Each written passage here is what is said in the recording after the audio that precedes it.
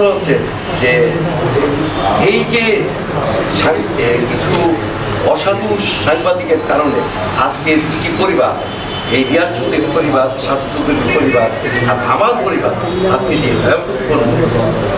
এটার আমি প্রতিবাদ জানাচ্ছি। আমি এই প্রতিবাদ আপনারা উদ্ঘাটন করে দেখবেন। প্রত্যেকে আমি করলাম না, যাদেরকে ভিকটিম দেখানো হয়েছে, সাধু চৌধুরীর ওয়াইফকে ভিকটিম দেখানো হয়েছে, তারাও অভিযোগ করলো না।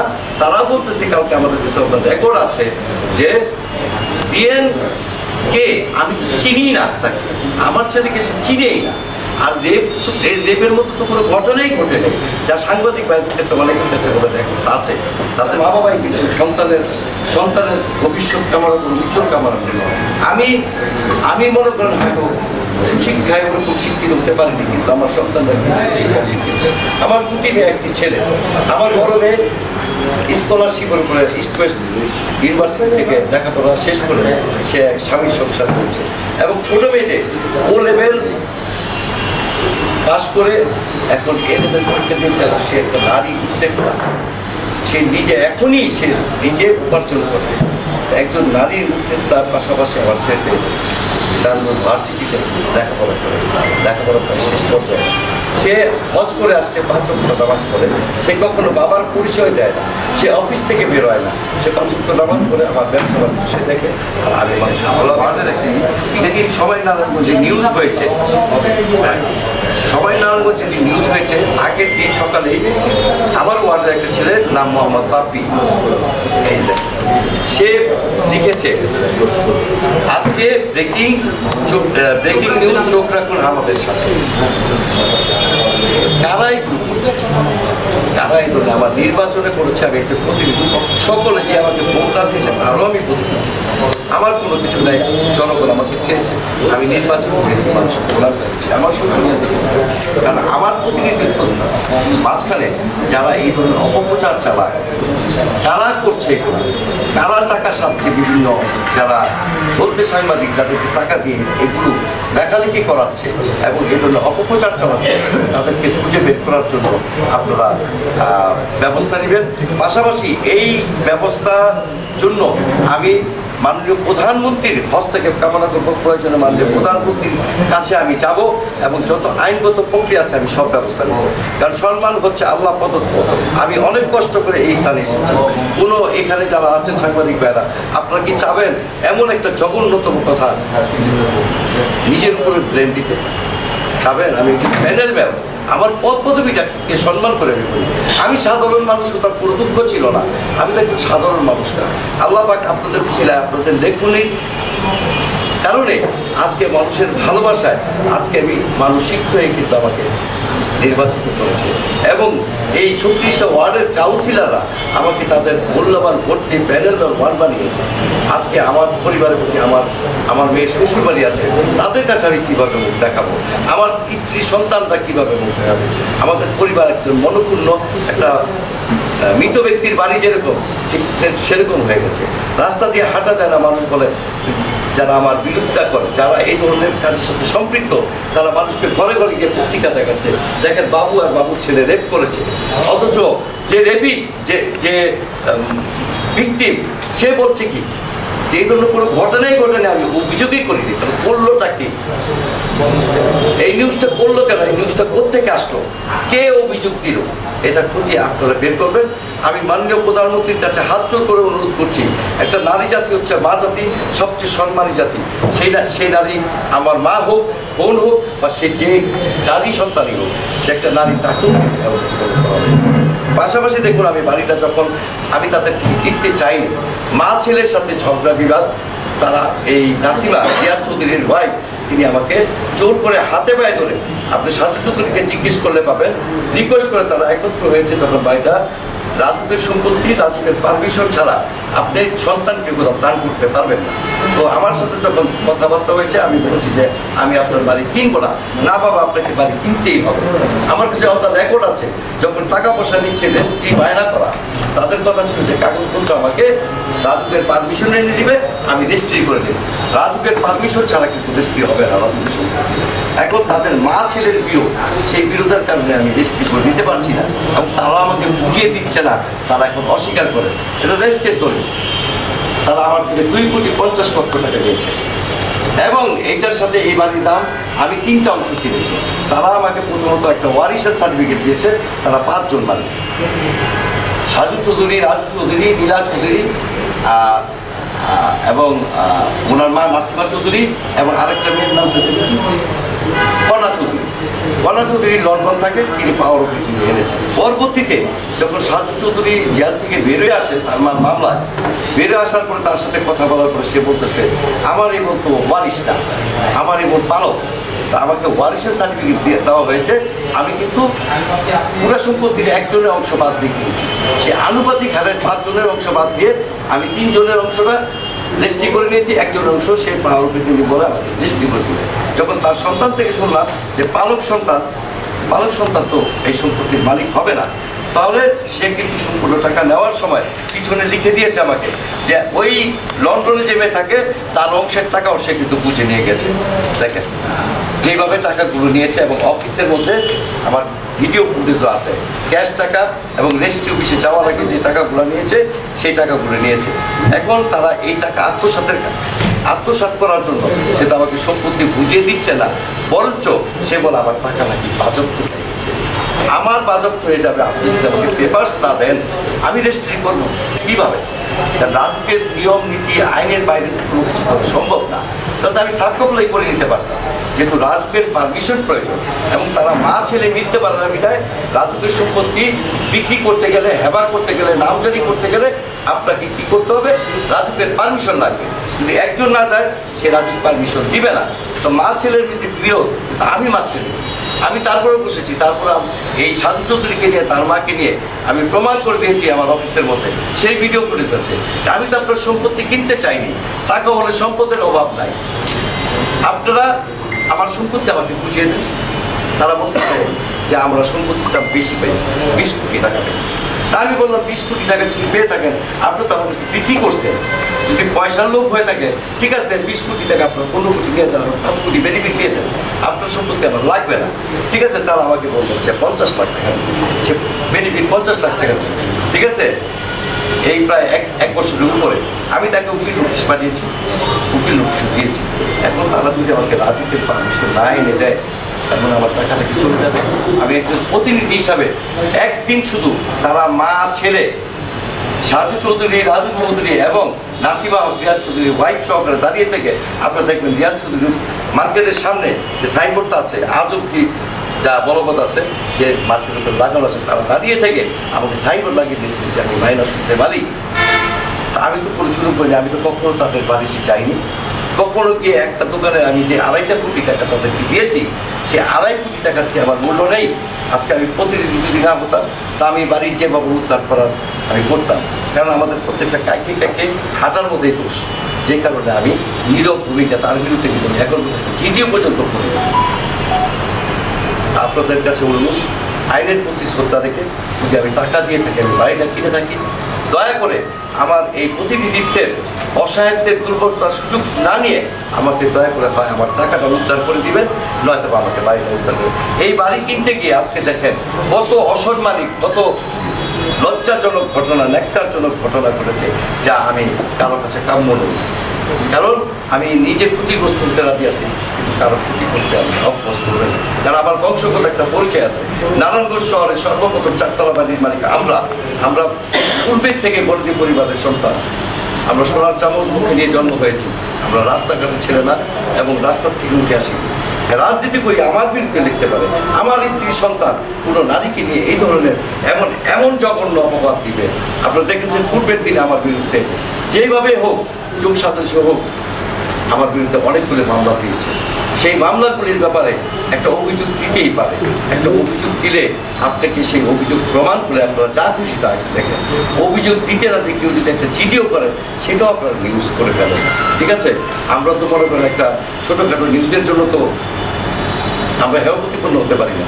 এখানে লিখেছে এই সময় নারায়ণগঞ্জে এবার ধর্ষণ মামলায় ফাঁসতে পারেন প্যানেল মেয়র বাবু সময় নারায়ণ। এখানে অভিযোগে লেখা হয়েছে যে ডাকাতি মামলার আসামি। এটা কিভাবে তিনি বলবেন? পূর্বে তো লিখেছেন, আমি কিছু বলিনি। প্রত্যেকটা যতগুলো আমাকে 10-11টা মামলা দেওয়া আছে, প্রত্যেকটা মামলার থেকে আমি বেকসুর খালাস পেয়েছি, যার ডকুমেন্টস আমার কাছে হাতে আছে। আপনারা লিখেছেন, অভিযোগ করেছে, আমাকে অ্যারেস্ট করেছে। রাজনীতি করি যখন আমার বিরুদ্ধে বিভিন্ন মামলা হইতেই পারে, অভিযোগ হইতেই পারে। ওই আমি খালাস হলাম, যে আমি বেকসুর খালাস পেলাম, একটা ব্যক্তি তো লিখলেন না আমার বিরুদ্ধে যে তিনি সসম্মানে খালাস হয়েছেন। আল্লাহ পাক আমাকে মানুষের উসিলায় সম্মান দিয়েছেন, সেই সম্মানকে নষ্ট করার মতো ক্ষমতা তো কারো থাকা উচিত না, বা এই ধরনের নোংরামি করা, এটা আমি কারো কাছে কাম্য করি না। আপনারা সাংবাদিক ভাইরা, আপনারা হচ্ছেন সমাজের আয়না। আপনাদের কারণে দেশ ও জাতি সমগ্র বিশ্ব আপনাদের মাধ্যমে দেশ বিদেশের খবরাখবর সব কিছু পায়, সত্য মিথ্যা জানতে পারে। সেই সুবাদে কিছু বলতে সাংবাদিকের কারণে আজকে এই সামাজিকতায় আজকে আমি মনক্ষুণ্ণ। আমি কি ভুল করেছি?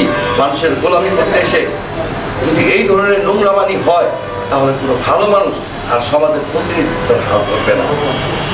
বিভিন্ন অপপ্রচার, বিভিন্ন কিছু, এটা কারা করছে খুঁজে বের করুন। নিউজের আগে যখন কমেন্টস চলে আসে, তাহলে কারা জড়িত আমার ওয়ার্ডের মধ্যে? ব্যক্তি বিশেষ 3টি পরিবার, সেই পরিবারগুলির নাম পরে বলবো। একে ধরলে পাওয়া যাবে যে সেই এই ফেসবুকে এই জিনিসটা দিল থেকে, যেখানে অভিযোগ হয় না, সে কিসের অপেক্ষায় থাকবে? আপনারা 1.5 তারিখ মিলে দেখবেন, আমি আপনাদের কাছে কপিগুলো দিয়ে যাব। এখন আমার কথা হচ্ছে বাপ্পি, এমডি বাপ্পি, আমি কপি দিতে তার ফেসবুকে ঢুকে দেখবেন, আমি এই ফেসবুক স্ক্রিনশট দিয়ে বের করেছি। আমার কথাটা হচ্ছে যে আপনারা এটা খতিয়ে দেখবেন। আমি টিভি প্রধান হারুন সাহেবের স্বর্ণপূর্ণ খুব শিগগিরই হব, আপনাদের স্বর্ণপূর্ণ হলাম। আমি খতিয়ে দেখতে চাই, আমি ওনাদের মাধ্যমে এটা কোত্থেকে কারা করলো, কারা এই ধরনের জঘন্যতম নিউজটা করে আমাকে হেয় প্রতিপন্ন করার চেষ্টা করলো, এবং মিয়া চৌধুরীর পুত্রবধূ সাধু চৌধুরীর ওয়াইফকে নিয়ে এই ধরনের ভিন্নতম মন্তব্য করলো। যে নারী এখনো স্বীকার করছে, আপনাদের কাছে প্রমাণ আছে যে আমি তো কোনো অভিযোগই করি নেই, এগুলো কোত্থেকে আসলো? আর আমি তো কখনো আমার বিরুদ্ধে, আমি কাউকে ছোট করার জন্য, আমি তো কখনো আমার স্ত্রী সন্তান নিয়ে এই ধরনের জঘন্যতম করবে কিনা, এটা আপনাদের বিচার দিলাম। এটা কোনো মা বাবা এ ধরনের করবে কিনা। আমি যদি রাস্তাঘাটের মানুষ হতাম তাহলে কথা ছিল, কারণ আমি তো রাস্তার মানুষ, আমি প্রতিনিধি, আমাকে মানুষ চিনে, সম্মান করে, আমি মানুষের গোলামি করি। সেই জায়গাটার মধ্যে এই ধরনের বক্তব্য আমি কাম্য করি। সকলকে ধন্যবাদ। আমার এই ব্যাপারে আমার স্ত্রী এবং সন্তান কথা বলবে। এই যে আপনারা যাচ্ছেন বাবু সাহেব, দেখেন আমার ফ্যামিলি সম্বন্ধে কি জানেন, কেউ জানে না। আমি মনে করি এজ এ মা হিসাবে, স্ত্রী হিসেবে আমার পরিবারটা একটা জান্নাতি পরিবার। আমি এইভাবে আমার ছেলে মেয়েদের শিক্ষা দিচ্ছি। আমি এইভাবে, এই যে আমার ছেলে দেখবেন, এই যুগের ছেলে, এখনকার ছেলেরা, বড় লোক বাবার ছেলেরা, এই ধরনের ছেলেরা দেখবেন ঢাকা যাচ্ছে, পার্টি করতেছে, এইটা করতেছে, সেটা করতেছে, বাপ মার কোনো মূল্য নাই। কিন্তু আমার ছেলে ঘরে এসে, আমি যখন শুয়ে থাকি, আমার পায়ে টুক করে একটা চুমা দিয়েও ঘরে ঢুকবে। এটা কেউ জানেন? জানেন না। ও আমার পায়ে একটা চুমু দেয়, দিয়ে ঘরে ঢুকে। যদি আমি রান্নাঘরে থাকি, ঘরে থাকি, আমার গাল দুটো এভাবে টানে, কপালে একটা চুমু দেয়, ঘরে ঢুকে। আমার শিক্ষা এগুলো আমার শিক্ষা। আমার ছেলে আমার সাথে যে উমরা করছে, 5 ওয়াক্ত নামাজ পড়ে, ও দেখবেন সারাক্ষণই আত্মজীবী করতে থাকে। এগুলো হচ্ছে আমার শিক্ষা। আমার টাকা আছে বলে যে আমি আমার ছেলেদেরকে বাবার টাকায় চলবে তা না। ও ব্যবসা করে, ওর টাকা দিয়ে ও চলবে, ওর বাবার টাকাও নেয় না, ওর বাবার টাকাও নেয় না। ওর যদি প্রয়োজন হয়, মোবাইল টেবিল পছন্দ হয়, আর বড় বোনকে বলে, ওর মাধ্যমে আমরা শুনি, আমরা একটু পরে দিই। আমার ধারণার সাথে সাথে যদি একটা ছেলে মেয়ে কিছু চায়, সাথে সাথে যদি সেটা দেওয়া হয়, সেটার গুরুত্ব থাকে, ওটার ভালোবাসা থাকে না, ওটার মূল্য থাকে না। এর জন্য ওরা যা চায় আমরা একটু পরে দেওয়ার চেষ্টা করি। আমার এবিলিটি আছে, আমার 3টা ছেলে মেয়েকে আমি সেভাবে রাখতে পারি, আমি সেভাবে রাখি। ও এভাবেই চলে। ও বলে যে মা, আমি যেভাবে ব্যবসা করি আমার তো বেতন হওয়া উচিত। আমি বলি তোমার তো অফিস আছে, অফিসের তো ভাড়া দাও, তো ভাড়া তোমার অফিসের ভাড়া হিসেবে তুমি বেতন দিবা, তুমি তো ভাড়া দাও। আমার যে বড় মেয়েটা যে বললো, আমার বড় মেয়ে কিন্তু মেট্রিকে গোল্ডেনে পুরো ঢাকা বিভাগে ও 15তম হয়েছে, ইন্টারে পুরো ঢাকা বিভাগে ও 11তম হয়েছে। ওর বিয়ে হয়েছে, ও এখনো ব্যবসা করে, আমি শিখেছি যাতে সব কিছুর জন্য স্বামীর কাছে হাত পাততে না হয়, বাবার কাছে হাত পাততে না হয়। এখনকার আমাদের সামাজিক যে ব্যবস্থা, আমাদের মেয়েদের যে অবস্থা, আমি চাই আমার মেয়ে নিজের পায়ে দাঁড়ায়, আমার ছেলেরা নিজের পায়ে দাঁড়ায়। আমার ছোট মেয়েটাই যে বললো, ও লেভেল দিচ্ছে, ও পুরো এই নারায়ণগঞ্জে ইকোনমিক্সে অ্যাকাউন্টিংয়ে হাইয়েস্ট করছে। ও ডেলি স্টার অ্যাওয়ার্ড, ও ইসে অ্যাওয়ার্ড, সবগুলো অ্যাওয়ার্ড পাইছে, এখনো এ লেভেল। আমার এই ছোট মেয়েকে আমি বলছি কাজ করো, ও এখনই নেটে কাজ করা শুরু করছে। আমি বলছি নিজে করো। এবং আমার আমার ধারণা আমার ছেলে মেয়েদের মাশাআল্লাহ আল্লাহ গড গিফটেড অনেক বুদ্ধি দিচ্ছে, অনেক ব্রেন দিচ্ছে। ও এখনই কাজ করে, ও লেখাপড়া করে, ও বেচ করে, ও কাজ করে। ও এখনো এই ইন্টার থেকে না হ্যাঁ ও লেভেল থেকে এ পর্যন্ত ও ৬৫,০০০ টাকা ইনকাম করছে। এখন ওই টাকা থেকে আমরা কিন্তু ১ টাকা নিয়ে নিই। ও প্রথম টাকাটা দিচ্ছে, বলছে আমার একটু মসজিদে দাও, আমার প্রথম ইনকাম। ও এই টাকাটা ওর মামার ব্যাংকে অ্যাকাউন্ট রাখছে। আমি বলছি তোমার টাকা তুমি অ্যাকাউন্ট রাখো। ওর যতটুকু খরচা আমি দিই ও বাবা দেয়, আদারওয়াইজ ওর যা পছন্দ হয় ওর টাকা থেকে কিনে। এটা হচ্ছে আমার শিক্ষা। আমার যে সম্পত্তি এগুলো তো আমার ছেলে মেয়েকে দিব না, কিন্তু তার মানে তো এই না ওদেরকে আমি একদম মানে কি করে দিব যে হয়তো আজ আল্লাহ আমাকে আজ দিচ্ছে কাল নাও থাকতে পারে। আমি জানি যে একটা পরিশ্রমিক ছেলে মেয়ে বিলাসিতা না করুক, অন্তত যদি ও পরিশ্রমী হয় ও দুটো ডাল ভাত খেতে পারবে। এটা হচ্ছে আমার শিক্ষা। কিন্তু আমার প্রশ্ন হলো এই যে মেয়েটা বললো যে আপনারা করছেন, এই যে এই ইয়েতে দিল যে ওনারা করছে, এটা কি কোনো মা বাবা করে, কোনো মা করে? এটা কি করে? এটা কি এই ছেলে আমার নারায়ণগঞ্জে আমার পাইকপাড়ার ভিতরে আমার ছেলেকে আইকন বলা শুনে ওর ব্যবহার আপনারা যদি পাইকপাড়া যান মা চাচিদের জিজ্ঞেস করবেন তো আমার ছেলের বল কি, ওরা সবাই আমাকে বলে যেমন একটা ছেলে আপনি জন্মগ্রহণ দিচ্ছেন ভাবি আপনার ধরুন আমি আলহামদুলিল্লাহ আমার ৩টা ছেলে কেমন। এই ছেলের বিরুদ্ধে কিভাবে ওই সেই কথাটা আমি শুধু এই সময় নারায়ণগঞ্জের মধ্যে তীব্র নিন্দা জানাই। সে এই অভিযোগটা কোত্থেকে পেল? যে মেয়েটা ভিকটিম সেও বললো যে আমি দিই, তো সে অভিযোগটা কোত্থেকে দিল? সে আমার হাজবেন্ডের নামে দিছে, আমার এই বাচ্চা ছেলেটার নামে দিছে। ও কি জানে আমার ছেলের সম্বন্ধে? ওনারা কি জানে? কিছু জানে না। ঠিক আছে, উনি পরবর্তীতে প্রতিবাদ দিল। উনি যখন অভিযোগ করলো তো তখন ওনার ছবি দিল, যখন প্রতিবাদ করলো ওনার ছবিটা দিল না, দিল একটুখানি। কেন? ওনার উচিত ছিল না? আমি একটা কথা বলি, আমার চাচা কিন্তু ছায়াচন্দ্রের হারুনুর রশিদ খান কিন্তু আমার চাচা ছিল, যিনি মারা গেছে। তো সাংবাদিকতার কিছু না হলেও তো আমার আইডিয়া আছে। আমার বাবা কিন্তু একজন মুক্তিযোদ্ধা, সে একজন রাজনীতিকর। আমরা ছোট থেকেই রাজনীতি পরিবারের মেয়ে। উনি তো পড়ে আসছেন, আমরা ছোট থেকে আমার বাবাকে রাজনীতি করতে শিখেছি। ওনার কি উচিত ছিল না যেভাবে আমি নিউজটা করেছি ঠিক সেভাবেই আমি এই নিউজটার প্রতিবাদটা দেই, যে ওনার ছবিটা সহ যেটা ভুল হয়েছে আমি সরি একটা বলি। সরি বললে কি মানুষ ছোট হয়ে যাবে? সরি বললে তো ছোট হয়ে যায়। এখন যদি ওনার নামে আমি কেস করে দিই কি হবে? এখন যদি আমি কেস করে দিই আমার এখানে তো সন্তানের ভবিষ্যৎ, হোয়াট ইজ স্টুডেন্ট। আমি আপনাদের মাধ্যমে আমি বলি আপনারা সাংবাদিক, আপনারা আমাদের সাংবাদিক একটা মানুষকে অনেক উঁচু লেভেলে নেয়, আবার অনেক নিচে লেভেলে নিয়ে আসে। কিন্তু আমি বলি আপনারা একটু যাচাই করেন, যেটাই শোনেন। আমি যে বলবো আমার কথা সত্যি তা না, যাচাই করেন, জিজ্ঞেস করেন, তারপরে লেখেন। আমি ওনাকে বলবো যে আপনি যেভাবে এই নিউজটা করেছেন ঠিক সেইভাবে নিউজটা আপনি চেঞ্জ করেন। আপনি সরি বলেন, আমাকে একটা সরি বলতে হবে, যেহেতু এখানে আমার ছেলে জড়িত। সরি বললে উনি ছোট হবে না। আমি মনে করি যে উনি ভুল যদি মানুষ বুঝতে পারে যদি সরি বলে বড় হয়। এটা আমার শিক্ষা, আমি জানি। আমি আর কিছু বললাম না, নামাজের সময় হয়ে যাচ্ছে। আপনারা সবাই দোয়া করবেন প্লিজ। আর এই ধরনের নোংরামি থেকে আমাদের মুক্তি দেন। ওনার দোষ না, ওনার সবচেয়ে বড় দোষ উনি যে কেউ কিছু বললে কান্নাকাটি করলে উনি ওখানে চলে যায়। এই বিল্ডিং এর ব্যাপার আমি আমার ছেলে না করেছিলাম যে কিনো না, অনেক ঝামেলা দিই। উনি বললো একটা মুরব্বী মানুষ ছেলেটা এত অত্যাচার করে কিনি না, কি হয়? আমরা বলছি না আমরা এলাকা থেকে বাইরে প্রপার্টি করবো না। উনি করলো, ওনার দোষ। উনি মনে করেন যে বিচার করে ন্যায় করে, যারা জোর জবরদস্তি মানুষের জায়গা জমি দখল করে দাঁড়াই থেকে ভাগ করে মানুষ এসে বলে ভূমি দখল করে করুক, সেটা আমাদের কোনো দেখার বিষয় না, আমরা বলবো না। এটা হচ্ছে ওনার দোষ, উনি রাজনীতি করে করবেই। কিন্তু আমি বলবো আমাকে নিয়ে, আমার ছেলে মেয়েদেরকে নিয়ে আল্লাহর রস্তে আমি হাত জোর করে বলি এই ধরনের নোংরামি আর করবেন না। আপনাদের সন্তান আছে, প্লিজ এই ধরনের নোংরামিগুলো আর করবেন না। আর কি বলবো, আমি আর কিছু বলতে চাই না। আমার আজকে এ পর্যন্তই। আমি এর জন্য আসছিলাম অ্যাজ এ মা হিসাবে। আমি জাস্ট আমার ছেলের জন্য এই কথা বলে বলবো। ধন্যবাদ সবাইকে। আসসালামু আলাইকুম। সবকিছু তো বাবা মার নামও আছে, এবং আসলে আমার বয়সের তুলনায় আপনাদের মধ্যে সিনিয়র মানুষের সাথে এই ব্যাপারটা বলাও লজ্জাজনক। আমি ক্ষমা চেয়ে নিচ্ছি, ব্যাপার হিসেবে বলতেন না। যেহেতু ঘটনাটা লিখিয়ে ফেলছেন আপনাদের সামনে, যেহেতু সব হয়েছে আমি বেশি কথা বলবো। আপনারা তো বুঝলেন অভিযোগ নাই, কিন্তু আমাদের বিরুদ্ধে অভিযোগ করা হয়েছে। আমি আসার আগে আমার বড় বোনের সাথে এবং ছোটো বোনের সাথে কথা বলে আসি। বললাম বোন, আমাদের বাবা মানুষের সেবা করে দিতে, মানুষের উপকার করা দিতে আমার বিরুদ্ধে তাদের অভিযোগ দেখতে পারে। বাবার একটু থামাই দিবি নাকি আরও দেখতে? আমার বোনের 2 বোনের কথা, আমার 2 বোন বলে হচ্ছে যে আমরা যাই, আমরা আমার বাবাকে একজন ব্যবসায়ী হিসেবে পরিণত থেকে মানুষ বলে জনগণের গোলাম, মানুষের সেবা করে এই হিসেবে পরিচয় দিতে গর্ববোধ। তবুও আমরা খুশি আছি। আমাদের লেখেন হয়তো আমরা মানুষ, আমরা জনগণ আমরা মানুষ আমরা মানুষ কেউ করা সমস্যা নেই, দেখেন খুশি আছে। কিন্তু আমার বাবার কাছে চাপো জীবনও যাতে যতই বাধা আসুক, আমাদের জেলে বলবে, মেরে ফেলবে, জীবনও যাতে তার দমটা থাকা পর্যন্ত মানুষের সেবা থেকে দূরে না যায়, কখনো যাতে না যায়। এবং সবসময় অত্যাচারীর বিরুদ্ধে, সমাজের সুদূরদের বিরুদ্ধে আমার বাবা যাতে নির্বাচন করবে না, সে যেই হোক, যাতে সমাজের সুক্ষরদের বিরুদ্ধে আমার বাবা থাকে সবসময়। ধন্যবাদ, আর কিছু বলতে পারবো না আসলে। কি বলবো, কিছু বলার অপরাধ হলে মাফ করে দিবেন আমাদের। আমাদের অপরাধ একটাই, আমরা মানুষ হিসেবে। আমার বাবা কিন্তু জীবনে বলে নাই যে বাবা আমার ব্যবসা করতে হবে, আমার বাবা বলছে একটা ভালো মানুষ, এটাই অপরাধ। আর কিছু বলার নেই, আপনারা লেখেন। কি লিখবে তো আজকে কি বানাইছেন? দর্শক বানাইছেন নাকি? দর্শক বানান। আমার বোনেরাও বলছে যে ভাই আমাদের কোনো অপরাধ নেই। আমার কারণ হচ্ছে যে আমরা এফেক্টিভ হই সাধারণ আলো। আমার ওয়ার্ডে প্রায় 60,000 মানুষের বসবাস। সেই 60,000 মানুষের জন্য তো কিছু করতে পারবো।